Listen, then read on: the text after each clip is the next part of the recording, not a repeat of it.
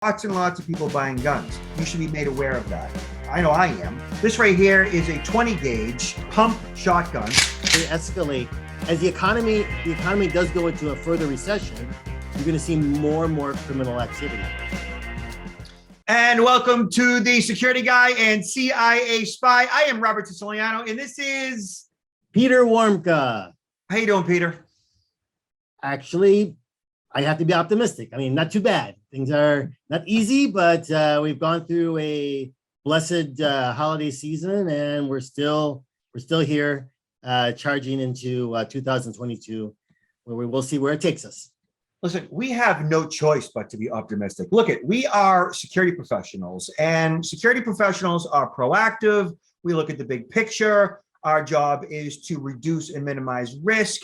And if we were, say, pessimistic in such a way where all we did was sow fear, uncertainty, and doubt, nobody would want to listen to us ever. So our job essentially is to be optimistic, to say that, listen, there are all these things that can go wrong, right? But if you do these basic things, you have nothing to worry about. So it's not a matter of worrying about these things. It's about doing something about it. So we have to be optimistic by nature, right?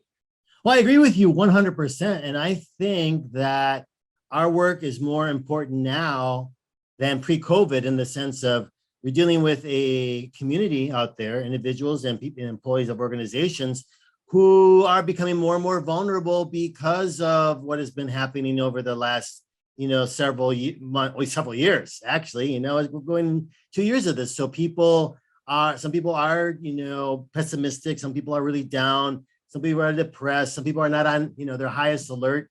So I think they are more vulnerable to things that can happen by individuals or groups that might want to target them.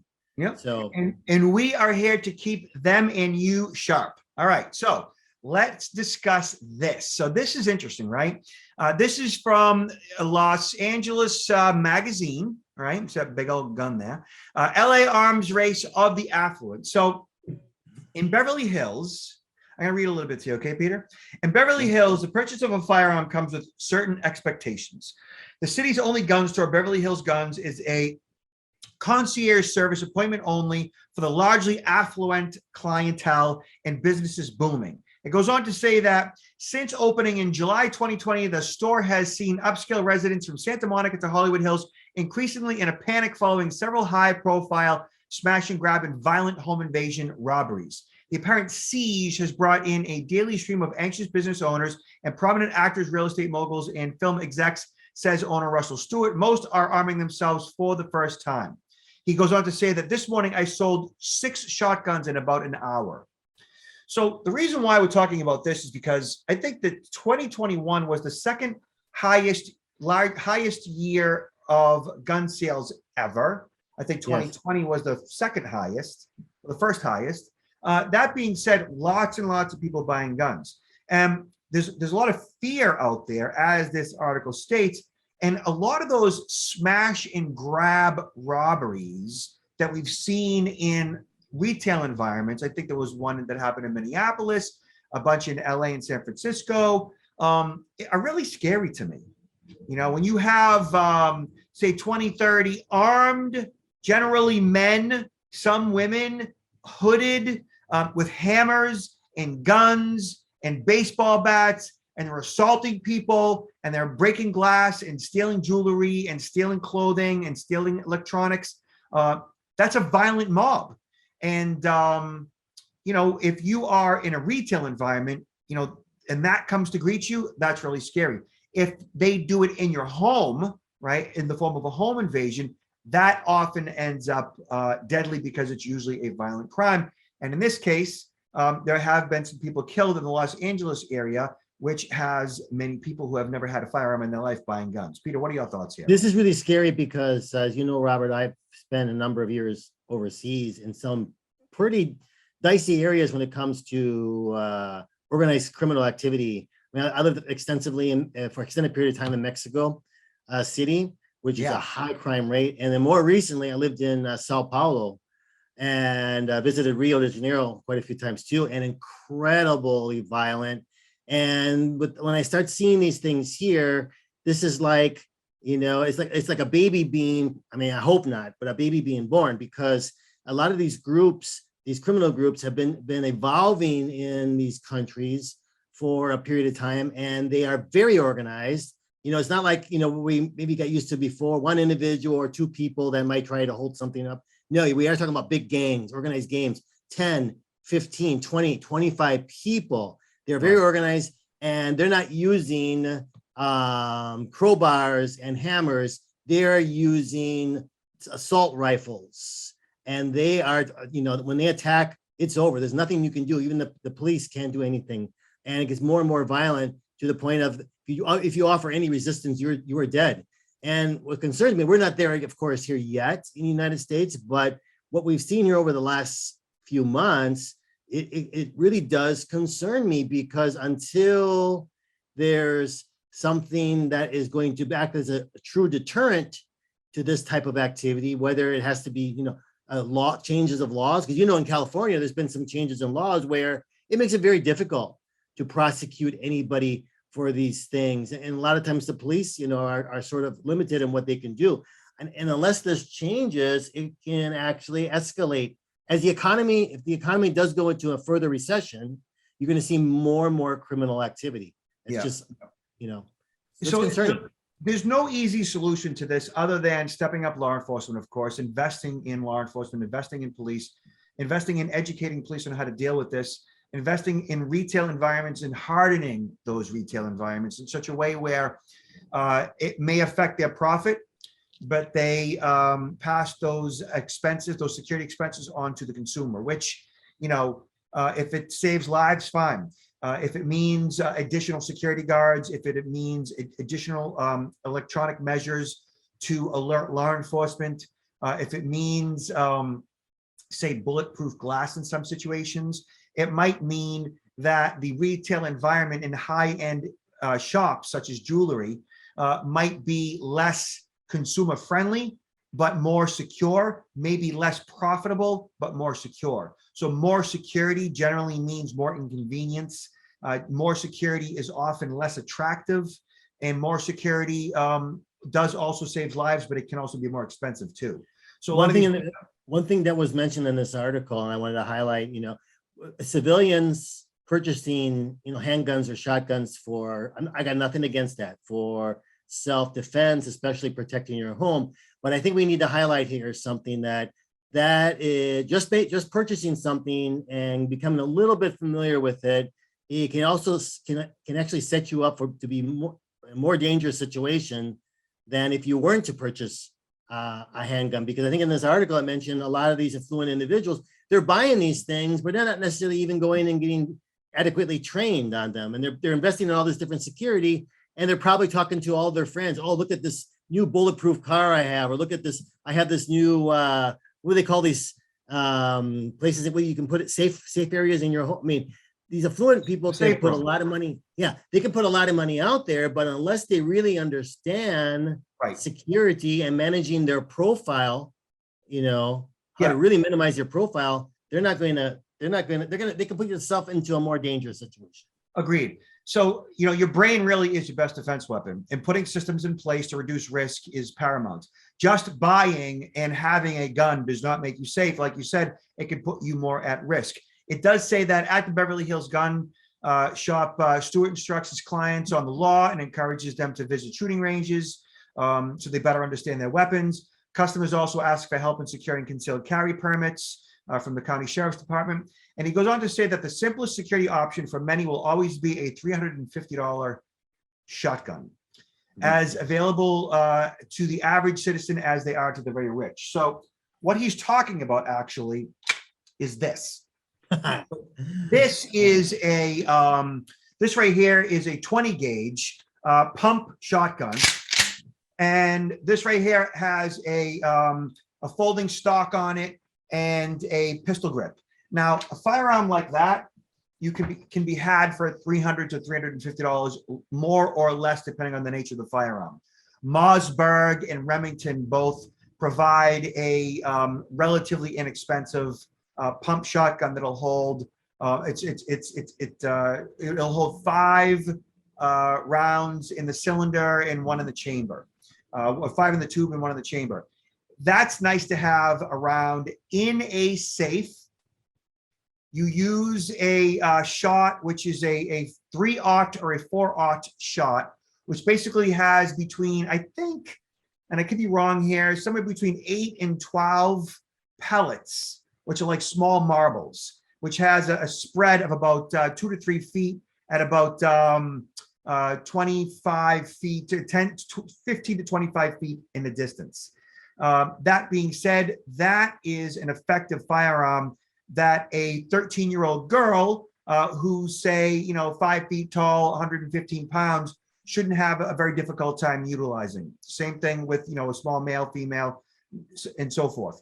But like I said, your brain really is your best defense weapon. And the more you train with a firearm, using it under adrenal stress in the actual training, the better equipped you are. And make sure that that firearm is in a proper safe so it does not fall into the wrong hands should a child who's too young and grabs that, and or somebody under the influence of alcohol or or in some type of duress that they shouldn't have a firearm in their possession, and or it gets stolen. Right. So it needs to be locked up. Okay. All right. So moving on. Apple AirTags, absolutely awful, say stalking victims. And this is via Security Boulevard. So we talked about the Apple AirTags not too long ago. They're small, round devices, about the size of a $50, and they are equipped with a Bluetooth connectivity. And they're designed to be crowdsourced devices that you put in a kid's backpack, you would put it on your dog's collar. It's designed like if you lose something, like a set of keys, that you can crowdsource find that device via Bluetooth, right? And the information will show up on your phone. It shows up on the crowd's phone. It'll alert you and them to where that or item or that tag might be. And what they're saying now is that research is showing that criminals are using these devices as well. Now, we've talked about this before, Peter, but I think it's worth bringing up again because these Apple AirTags are gaining steam, as they say. And this particular blogger on Security Boulevard went about and looked at a number of other articles by security professionals and sourced the collective thoughts revolving around the privacy, security, and the vulnerabilities for these Apple AirTags. So he went on to say and found out it's basically that it's a widespread problem. An Apple AirTag is a 1.25-inch disc with the location tracking capabilities that Apple started selling earlier this year as a way to keep track of your stuff. In recent months, people have posted on TikTok, Reddit, and Twitter about finding AirTags on their cars and in their belongings. Okay. There's a growing concern that the devices may be abetting a new form of stalking, which privacy groups predicted. All right, so one of the articles went on to say that it's happening more frequently. A lot of times news stories about new crimes turn out to be fake or at the very least overblown, but it's starting to look like there is actually a real trend of people using Apple AirTags to track cars they plan to steal later. Okay, well, if you're a car thief and there's tools out there, it makes a lot of sense. Now, there's some counter thoughts revolving around this. So one person says, dumb criminal. At least the iPhones warn you, and they have an app for Android as well if you're being tracked. And it is possible for the police to trace back to the owner as well. Now, one person says, give a stalker a shot. You got to be an absolute criminal brick for brains to use an AirTag. The least discreet way to go about this, AirTags will literally scream out their position to unsuspecting people, both via phone connectivity as well as via sound, unlike the dozens of other brands, which might actually give a stalker a shot at accomplishing their goal.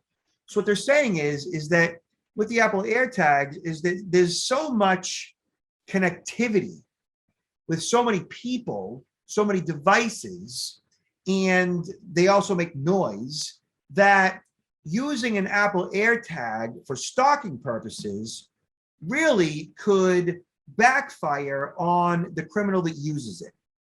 Yeah, I think it depends on timing, because my understanding is it will, after a period of either 2 or 3 days, if it's separated, if the Apple, if this is separated from the actual telephone Right. of the owner of that device, right? Yeah. That it will begin to chirp if after a period of time, but it's not like for about 48 hours at least. So After it's losing battery. right. So I mean, so it would have to basically, for someone to use it and get something out of it, they would have to act upon it probably within a day, 2 days max. Otherwise, you're You gotta right. act quickly. Yeah. So, to kind of boil this down a little bit, I think that the reception that the Apple AirTag is getting and the information in regards to it's being used by stalkers and so forth, while that is likely true and probably is true, I don't think it's the best course of action if you're going to be a stalker. Now, I'm not going to go into how it's a great way to be a stalker, but really there are a zillion other devices out there that you could buy off of Amazon, or you could buy off of eBay, really, that are short money, cheap money. I'm talking 10, 15 bucks that you buy and throw a SIM card in it, and it connects to your mobile phone, and it's actual real GPS opposed to Bluetooth tracking. Right. And it can be highly anonymous, very difficult to track back who the owner is. And no one is going to pick that device up on their phone except for the person who actually installed it. So there are much more covert ways to track an individual than an Apple AirTag.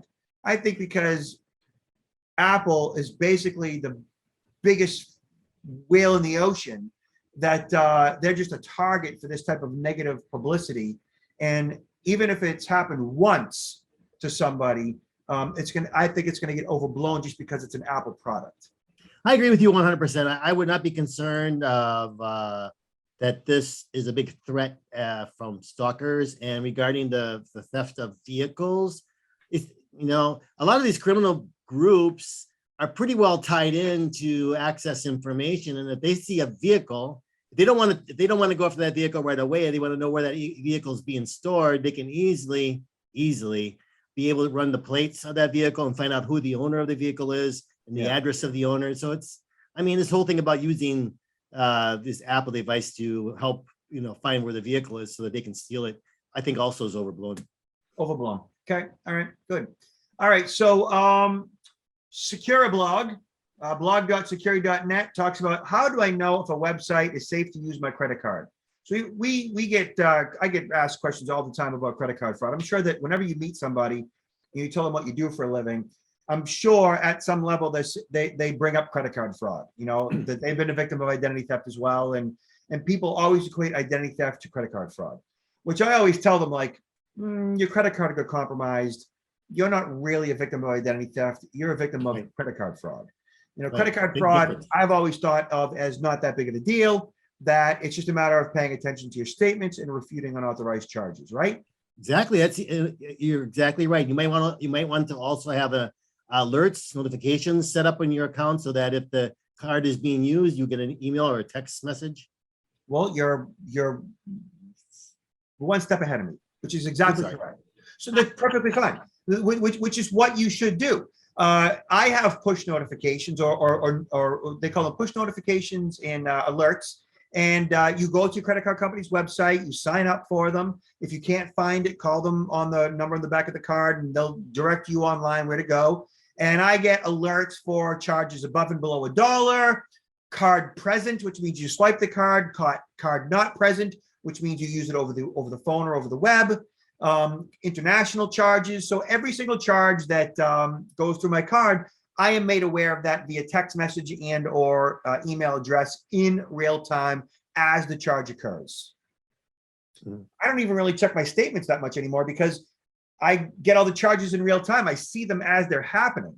So at the end of the month, I've already seen every single charge because I've been inundated all month long with all of this information that comes to me as the charge occurs, and I look at every charge as they occur. My question, Robert, does that also apply to, sometimes you can set up these accounts like, let's say, for example, your cable or reoccurring charges to your account for services. Do you get alerts for those too? For electronic fund transfers, yeah. So if you have charges set up for your bank or credit card company to alert you with each and every charge as they occur, then yes, you will see that. Okay. As the charge goes through the credit card company server, as it's being processed, as it's being batched, you should be made aware of that. I know I am. So that's just a matter of going into your various settings for your various accounts and setting all that up, notifications and alerts. All right. Now this article, which is interesting, and I thought I bring it up because it's a little techie, and it might be over the heads of many of our audience, but that's fine. I mean, some of you will perfectly understand this. What I wanted to put in perspective was a couple things. So e-commerce websites can be boiled down into two main categories. E-commerce websites managed by dedicated companies and independent websites managed by the site administrators themselves. So the former category includes larger, well-known platforms like Amazon, Shopify, Etsy, eBay, even Best Buy for that matter, big companies, right? The latter includes any and all websites where the store has set up their own e-commerce website, usually on shared or VPS hosting, and many of you may not know what that is. It's the latter category of independent websites where we see the overwhelming majority of credit card theft occurring. So for example, like a small mom and pop website where they have their own shopping cart. That's not like a Shopify shopping cart, right? It's a third party, like a plugin, let's say. They're more at risk than, say, plugging your credit card into or storing your credit card at Amazon, all right? And so this website goes on and shows all various tools that you could use to check a particular website for script, code that might be installed or injected into that website that might make it more or less vulnerable, or the lack of security that a website might have. And this article explains all the different tools that you might have access to that would give you that type of ground level information. All that being said, I'm not going to do any of that. I'm not going to do that type of a deep dive on a particular website and their security. What I am going to do is I am going to make sure that I do some research on the mom and pop website ahead of time, so that if there is any negative feedback about that particular website, I've seen it in other platforms, websites that have expressed that the Better Business Bureau says, don't do business with them. They're rated C- or D+ because they have had a lot of complaints. So Peter, what are your thoughts on this? Well, I agree with you that you can go into this sort of deep dive, but it's not really worth the time. And going back to some of your earlier comments, really the important thing is to be proactive in the sense of setting up these alerts so that if there's a charge being made to your account, you're immediately notified, and you should know whether or not that's a legitimate charge or not. I know in my household, another advantage that could be used, I know how much my wife or my children who might be using the credit card are also spending, and I have a better idea of what is being spent. So many times when we do have these things charged to our credit card, we don't realize what we're even spending money on. And there are these different apps that are out there, at least one of them that sort of like goes through your charges and will highlight things that are sort of on annual auto renew and bring those to your attention, so you can determine whether or not you even want to retain that. Sometimes, ignorance of what's being charged, they say ignorance is bliss, but if we're not aware of what we're automatically paying, we can continue for many months or years and be spending money on things that we're not getting any benefit for. So I think the notifications are very, very important, as you mentioned, also reviewing your statements, because there are, we're not going to be out of pocket for fraudulent charges if we can identify those and bring those to the credit card companies' attention. It is absolutely important to stay on top of all of your financial activity. And more than anything, if it's not for reasons of security, it's fiscal responsibility. So I think we did a good job today, Peter, of being optimistic regarding all these various security issues that we talked about. We have to. Yeah, we definitely have to. So, Peter, what do you have going on? What do you have to promote?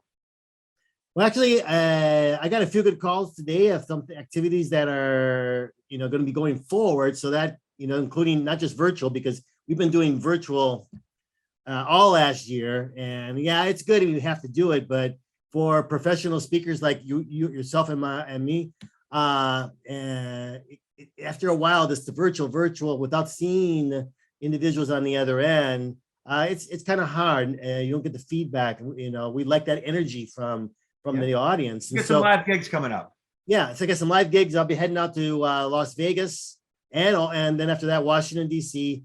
So I'm really looking forward to that. When we want to promote people, visit my website, counterintelligence-institute.com, where you can get more information about the book, Confessions of a CIA Spy, The Art of Human Hacking. There's also a online course that has been there for a little while, but I really want to promote more because it goes into great detail about a lot of the things that I talk about. It's maybe a 3.5 on-demand, self-paced course with a certificate attached to it, and also a lot of other services that we offer to corporations. So please, I encourage you to visit my site. How about you, Robert? You can see us as usual at protectnowllc.com, our e-learning, our 6-hour e-learning for the CSI protection, cyber social identity, and personal protection. Certification designation is now fully live. We launched it right around Christmas time. Really excited about that. We're rolling that out to many larger corporations as a licensing deal for individual employees to get certified, for accountants, attorneys, real estate professionals, and all those that are essentially handling sensitive and personal information. So that being said, Peter, you got the last word. Well, Robert, once again, it's a pleasure. This is our first podcast into the new year. May 2022 be a lot better year than some of us, might be concerned about, because I think it's going to be a difficult year to get started in. But I think once we get rolling, I think we'll do very, very well. And the important thing is stay safe out there and care about other individuals. Look out for other people, because sometimes we don't have that patience anymore than we used to have. We sort of lost our ability to communicate, but really, really, make that effort. Yeah, be nice to people. Yes, be nice. Thank you, Peter. I'll talk to you soon. Take care. Bye-bye. Bye now.